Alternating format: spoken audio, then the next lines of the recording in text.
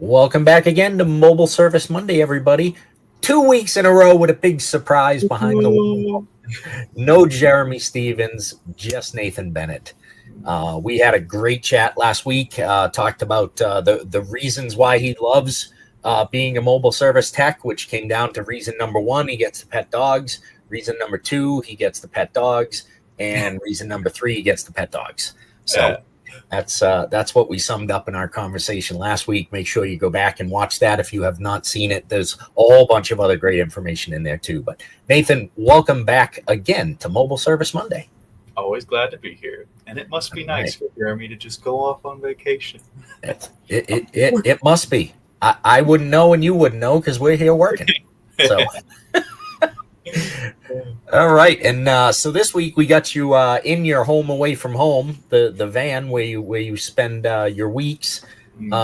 So let's talk to the people who have no idea what's inside a mobile service van, about the things that you have with you, that you carry with you, different types of repairs that you can do. There was a person I made a post about mobile service and Spiffy on LinkedIn a couple of weeks ago, and somebody, a tech, commented and said, I don't think a customer wants to see me pulling a dash out of their car in their driveway and things. So there's some stuff we don't want to do in the driveway, obviously. Right. But I think there's probably a lot more that we can do than people think. So I definitely, you get two kinds of customer: people that sort of understand what you're going to do, and then people that don't really have that understanding yet. Maybe the car is like a black box to them. It's a box. Yeah. I know how it works. It just does magic, and anything past that. But I have had the situation of wife's face goes past window, goes back real quick, and then husband comes outside and he's like, "Hey guys, how we doing?" I'm like, honestly, I tell everybody the same thing. It's like Legos. I play with them every day. It's going to go back the same way that you gave it to me. Yeah, it's I mean, from the world of inside the shop, anytime you did see those kind of dash repairs and things, it was like, oh man, if a customer saw their car like this, they would panic. But it is no different than Legos. Like, and if you built a Lego set lately, I've been building them with my grandson. Like, man, there's a lot of pieces in those Lego sets, and you look going, how is this going to come together to this picture on the box, right? But it does. It happens. So what kind of from oil changes, right? I think that's what people initially think when they think about mobile service, is they're like, oh, they can come and do an oil change in my driveway. But what other types of services can you do, or do you do? Oh yeah, everything under the sun. I do a lot of diagnosis, so with that, it's a lot of installing the parts that I find broken. We can pass that. We can do every maintenance item you need. We have different kits that we can do coolant flushes and brake flushes. Install brakes all around, all the way up to heavy duty vehicles. Pretty much everything that you can think short of, pulling engines and, big major jobs. Like, I don't have a cherry picker in here anywhere. I don't know where I would fit it, but I'd try it. Maybe I do have a lot of headroom. Maybe I could start hanging stuff. Yeah, there you go. Maybe they can get you, instead of one of those bucket trucks, you can have a crane that comes off the back, so you can start pulling engines out there in driveways.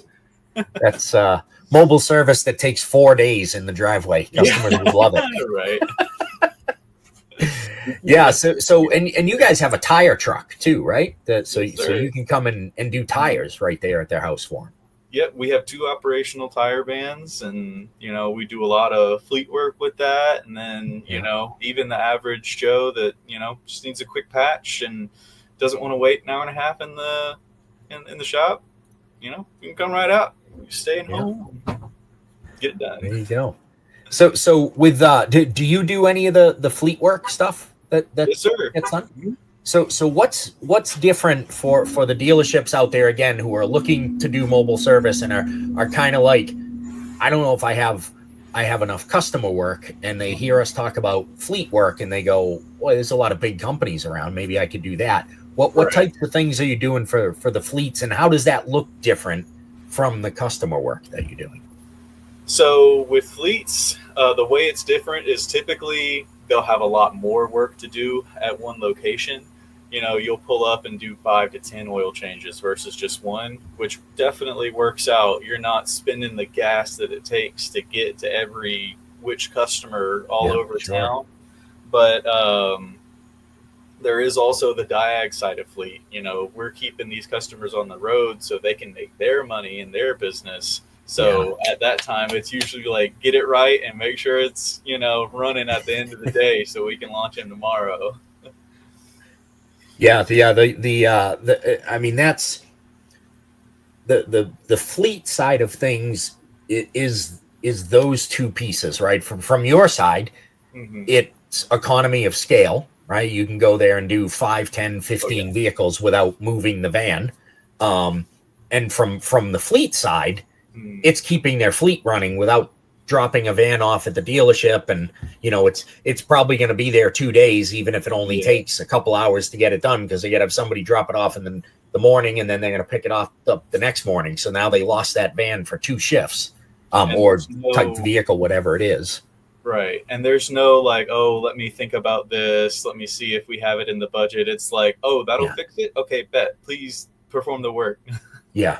Right. Yeah. This is. I need this vehicle back out on the road in Mhm. 2 hours, not 2 days or 2 weeks Right.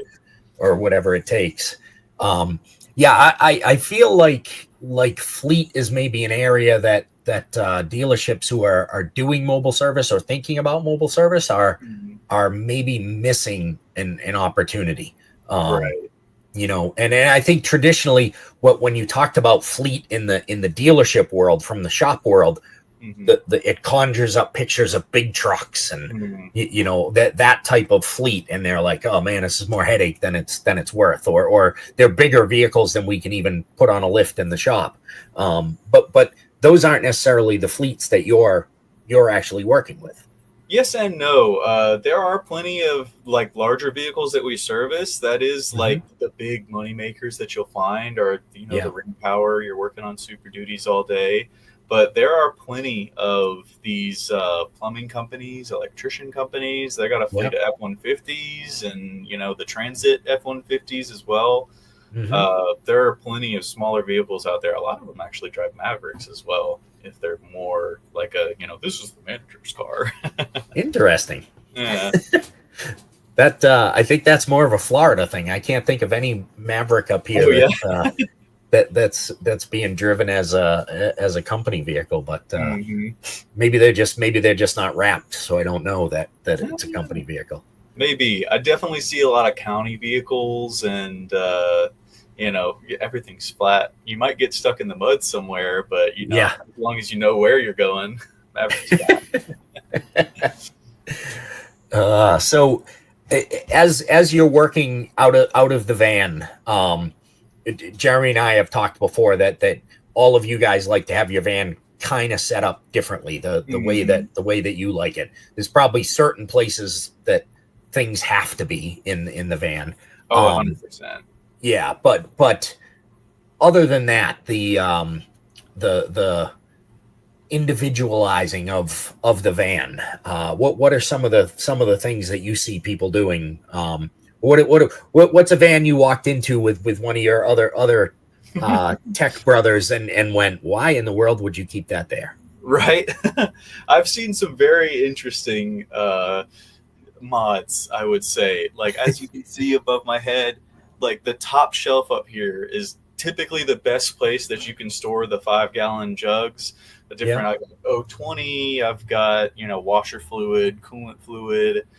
So the big things, but some people will take the rear step off of the back of the vehicle and then screw it in on the shelf down here, so they have a spot to like put the pitcher down, and then just like, you know, instead of picking this thing up, they can yeah, just, you know, roll it right over. yeah. But things like Interesting. that, lots of mag trays. There's like magnets everywhere, different stickers coming up right here and there, the daily use stuff. They every time they get in the van, it kills all their credit cards from the Yeah. from the so many magnets in there. Exactly. Right. I'll tell you how many credit cards I've replaced. So what are some of the what are some of the staples that pretty much every van has?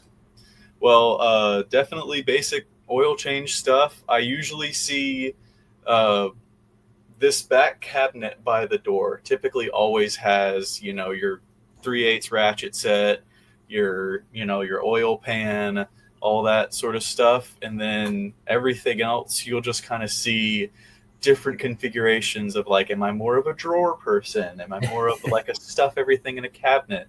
I've seen people, buckets of tools. This is everything I have, and this, that, and the third bucket. And does everybody have a drawer of extra 10 millimeter sockets? Yes, For when yes, you- indeed. when you lose those? The strays. That's great.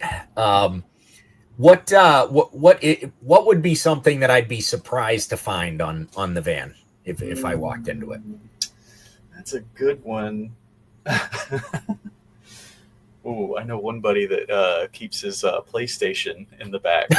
Just put it, if you got dead time, you're waiting for a Sure. customer to show up. He's like, hey, I got 30 minutes. I got some time for Call of Duty.